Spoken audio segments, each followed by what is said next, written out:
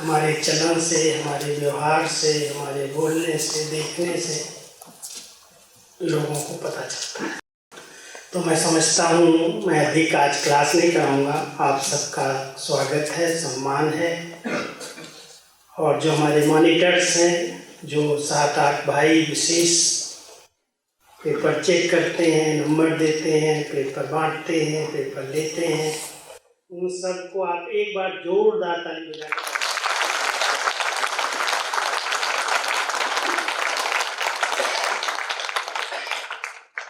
और खास करके हमारे भगवान भाई, इनका उमंग आपको क्या मैं बताऊं। मैं ये सौगात दूं, मैं ये सौगात दूं, मैं ये सौगात दूं। थोड़ा ठहरो। 210 के लगभग भाई बहनें इसमें जुड़े हैं, जो सौगात के लायक हैं, जिन्होंने पेपर दिया है। कोई ने पूरे समय दिया है, कोई ने 50 पेपर दिए, कोई ने 45 पेपर दिए, कोई ने 30 पेपर दिए, कोई ने 10 पेपर दिए। और कहता है कोई ने नहीं दिए, उन्होंने उत्साह बढ़ाया है दूसरों का। सबका स्वागत है, सबका सम्मान है, सबको भी कोई न कोई सौगात जरूर मिलेगी। रेगुलर पेपर देने वालों को शिव बाबा का गिफ्ट मिलेगा।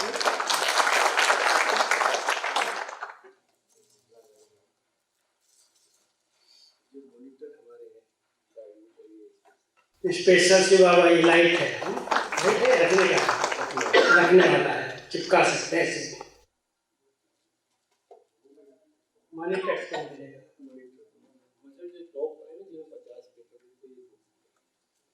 ब्रह्मा बाप के कदम पर कदम, ये किताब बनी होगी, पहले स्पार्क से शायद बनी है। ये फर्स्ट टॉप वाले जिन्होंने पूरे 50 पेपर दिए उनको मिलेगा।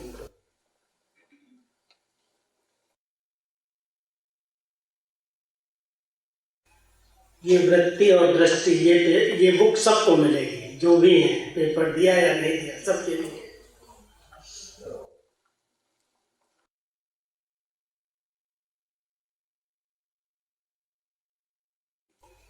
तीस पेपर दिए उनको यीशु बाबा की लाइट, यीशु बाबा का प्रेम और ये पानी की बोतल। अच्छी बात है। ये कौन से 30 पेपर देने वालों को। अच्छा, बहुत मेहनत किया है पेपर।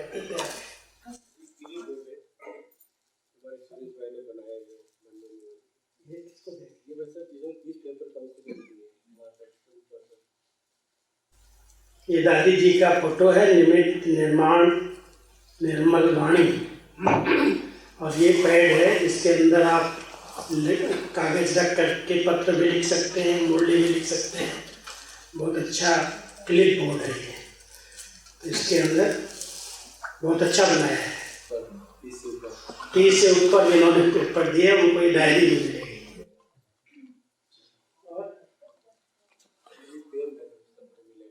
सबको इसके अंदर 4 कलर है, एक पेन में 4 कलर है। तो ये पेन भी सबको मिलेगा। सबको एक कैलेंडर भी मिलेगा, नए साल का 2022 का कैलेंडर मिलेगा। शांति मीडिया वालों ने दिया है। 10 पेपर वालों का एक स्लोगन क्या मिलेगा उनको, यदि तुम भगवान का ध्यान करोगे तो वो तुम्हारा ध्यान रखेगा। इसके साथ किताब तो सबको मिलेगी, एक पेन भी रहेगा। टॉप 3 जिन्होंने पूरे के 100 नंबर लिए, बाबा की घड़ी है, इसमें तो बड़े अच्छे गुण लिखे हुए हैं।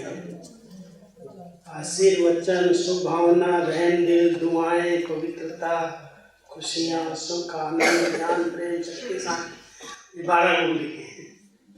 मनीषा दीदी मणि हमका पूरा मुरली पेपर का सारा संभालती है। और तो वो अपना जो भी गुरु के प्रति दिल का उद्गार है उनका, और कुछ अपना अनुभव जो गाइड मॉनिटर है उसमें क्या अनुभव हुआ बताएंगे। तो एक तो ये कहें कि एक सेवा जब मिलती है बाबा से कोई भी, तो फील होता है कि शक्ति ऑटोमेटिक आ जाती है और धीरे धीरे सबके संगठन का भी बल मिलता है, तो उससे भी आगे बढ़ते रहते हैं। जैसे कि हमारी गुरुवार की जो मुरली रिविजन की भी क्लास है, तो वो कंटिन्यू चलती ही रही है अभी तक। जब से जो हमारा पेपर स्टार्ट हुआ था तो हर गुरुवार को जो वर्कशॉप होता था अव्यक्त मुरली का, तो वो अभी भी चलता है और शुक्रवार के दिन एग्ज़ाम होता है। तो जब गुरुवार को सेशन होता है तो सभी संगठित रूप से एकत्र होते हैं, जमा होते हैं और अपने अपने अनुभव, अपना अपना चिंतन भी सामने रखते हैं। तो इससे भी बहुत अच्छा लगता है कि क्या उनका पुरुषार्थ चल रहा है और कितना वो आगे बढ़े हैं, कैसा उनका चिंतन का लेवल है, ये भी समझ में आता है। और साथ ही जो पेपर में चार्ट होता है, ये बहुत इम्पोर्टेंट पार्ट है कि पहले तो कभी भरते थे कभी नहीं भरते थे, लेकिन अब जब से ये अटेंशन रहता है कि भाई जी के पास जाना है चार्ट, तो और अटेंशन रहता है सभी का, सभी रेगुलर भरते हैं और ज़्यादा अटेंशन देते हैं कि क्या बड़ों के सामने चार्ट जाना, तो थोड़ा अटेंशन ज़्यादा ही रहता है ऑटोमेटिक। और इसके अलावा संगठन में भी देखें तो बहुत उमंग उत्साह से सभी दिलाते हैं। और जैसे कि आज है तो जनवरी से दिसंबर तक कंटिन्यू सभी ने एग्ज़ाम दिलाया, तो सभी बहुत उमंग में थे। और इसमें हमारी विशेष, जब मैं एब्सेंट रहती थी भाई जी, तो राजन मैम, खुशबू बहन भी कंटिन्यू करते थे मेरे एब्सेंस में। तो लगभग सभी मॉनिटर ही हैं हमारे ग्रुप में, अगर कोई एब्सेंट हो तो वो भी मैनेज हो जाता है। बाबा का कार्य है जो कभी रुकता नहीं है। तो अपनी टीम का भी बहुत बहुत थैंक्स करती हूँ।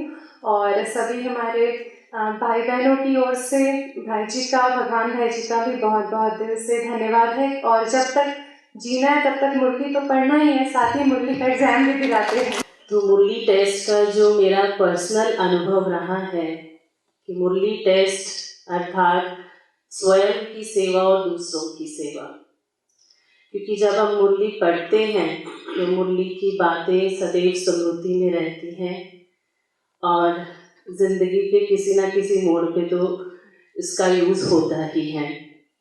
दूसरा कि मुरली टेस्ट से हम दूसरों की सेवा भी कर सकते हैं। मेरे जो बड़े सिस्टर हैं वो ऑस्ट्रेलिया में रहते हैं, तो उनको मैंने बताया कि हम मुरली का टेस्ट देते हैं। तो उन्होंने मुझसे पूछा कि क्या फॉर्मेट है, तो उनको मैंने बताया कि हम ऐसे ऐसे एक टॉपिक मुरली से लेते हैं, उस पर चिंतन मंथन कर लिखते हैं, इस तरह से हमारा क्वेश्चन पेपर होता है। तो उन्होंने भी वहाँ पे ऑस्ट्रेलिया में मुरली टेस्ट लेना स्टार्ट किया है।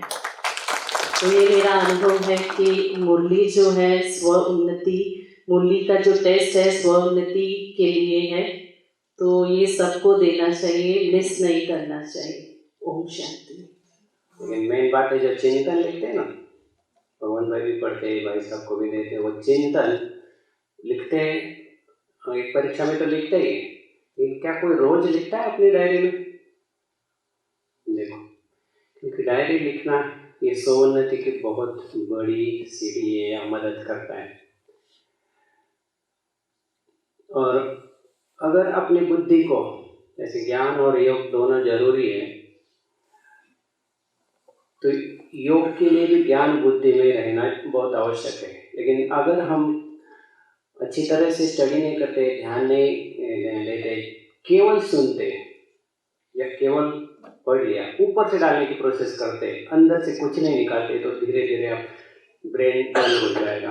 पेपर ये माध्यम है आगे बढ़ने का। वैसे भी बोले जिंदगी भी एक पेपर है और उसमें हम अक्सर लोग फेल हो जाते हैं। क्यों हो जाते हैं? क्योंकि वो एक दूसरे की नकल करते हैं। तो उससे हमें ये भी सीखना है, केवल ब्रह्मा बाबा को फॉलो करना है। अगर एक ही नकल करेंगे तो आगे बढ़ेंगे। तो जिंदगी को ये प्रैक्टिकल में भी हमें लेना है।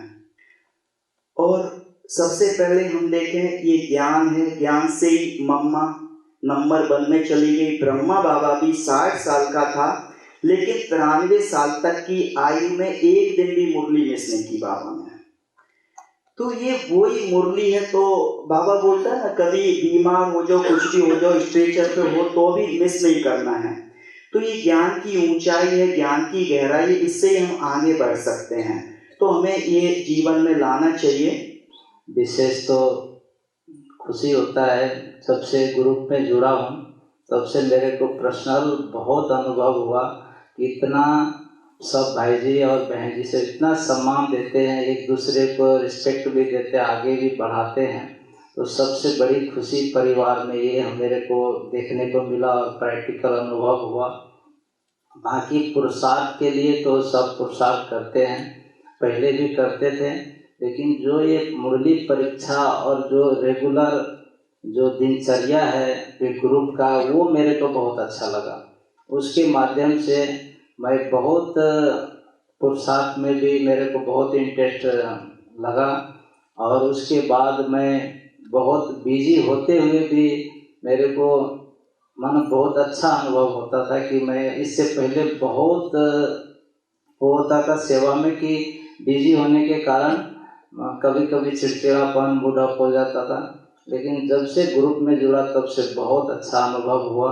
मेरा विशेष सफर और अव्यक्त मुरली पेपर देने का एक रूहानी सफर जब से शुरू हुआ है, तो जैसे कहते हैं ना कि किसी पाठशाला में अगर हम पढ़ने जाते हैं तो वर्णमाला पहला अक्षर ही हम अ सीखते हैं, तो जैसे मैं व्यक्त से कैसे अव्यक्त की तरफ बढ़ने लगी, टेंशन से कैसे अटेंशन की तरफ बढ़ने लगी, ये इतना प्यारा अनुभव है। ऐसा लगता है कि चारों तरफ डायमंड ही डायमंड है ना, जैसे मेरी जीवन का राह एकदम रोशनी से भर चुका है। मैं ना इतना व्यर्थ संकल्पों से घिरी हुई थी, तो जहाँ व्यर्थ से समर्थ की तरफ इतना उन्नति की तरफ बढ़ती रही हूँ, जैसे ऐसा लगता है कि धरा पर तो कदम है ही नहीं। जब मुरली पढ़ते हैं, एक बार पढ़ते हैं, दो बार पढ़ते, तीसरी बार पढ़ते, तब जाके समझ में आता है कि कहाँ पर क्या प्रश्न निकल रहा है। जब उसको चेक करते हैं, मतलब चेक फाइनल में चेक करता हूँ, तो चेक करने से पहले मुरली पढ़ता हूँ, फिर मुरली पढ़ के फिर क्वेश्चन को चेक करता हूँ। तो वो तीसरी बार जब पढ़ते हैं, चौथी बार पढ़ते, तो वो ऐसे नए नए पॉइंट आते बुद्धि में जो पहली बार में जैसे निकल जाते हैं, दूसरी बार में थोड़ा सा कुछ लगता है, तीसरी बार में अंदर जाता है, और चौथी बार रियलाइज होता है अच्छा ऐसा है क्या। वो ज्ञान का पॉइंट जो बाबा कहते हैं मोती ज्ञान रत्नों में खेलते हैं, वो चौथी बार पढ़ने पर ज्ञान रत्न सामने आते हैं और वो इतना नशा चढ़ता है यार ये तो छूट गया था बात।